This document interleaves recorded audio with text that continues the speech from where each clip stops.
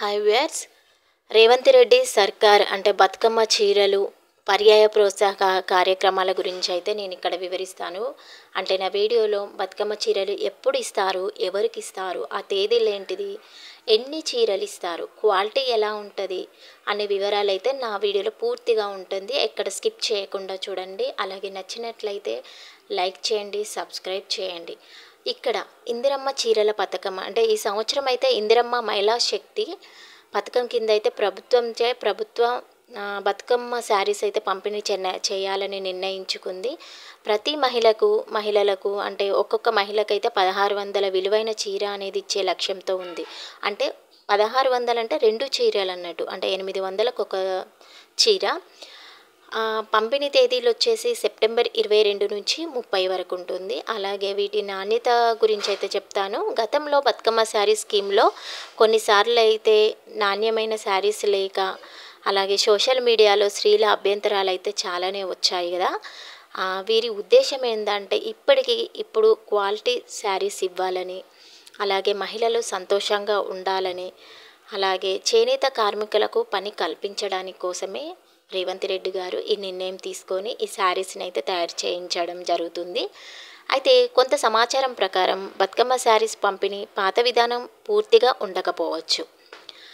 కొన్ని కొత్త మార్పులు, కొత్త నిదర్శనాలు చేపడుతున్నారు. కొత్త గవర్నమెంట్ పథకం ద్వారా శారీస్ తయారీ యొక్క ఫోకస్ చేనేత కార్మికులకు పని కల్పించడం అని అయితే వాళ్ళు స్పష్టంగా చెప్పడం జరిగింది. సుమారు 65 లక్షల మహిళలకు ఎస్హెచ్జి సభ్యులకు శారీస్ పంపిణీ చేయడానికి ఏర్పాట్లు అయితే జరుగుతున్నాయి. అంతేకాక జిహెచ్ఎంసీ పరిధిలో సుమారు 11 లక్షల మహిళలకు ఇంత మంచి అవకాశం అయితే వీళ్ళు కల్పిస్తున్నారు.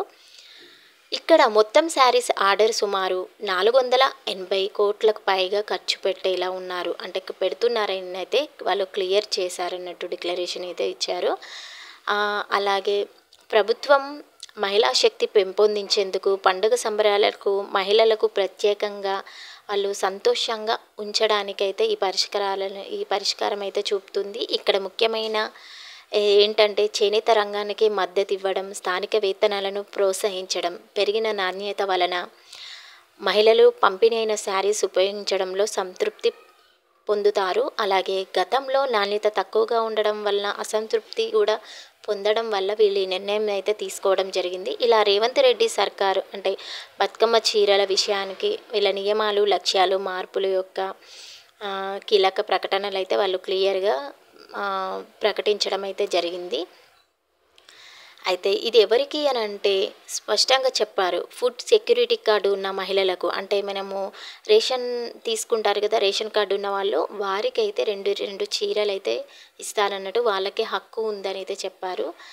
అలాగే గతంలో ఎంత జాతీయకరణ లేకుండా బీఆర్ఎస్ ప్రభుత్వం ఈ బతుకమ్మ శారీ స్కీమ్ను నిర్వహించింది కదా. ఇప్పుడు అలా జరగకూడదు అని అయితే కొత్త మార్పులు తీసుకొచ్చారు. వేరే విధంగానైతే తీసుకురావడం అయితే జరిగింది.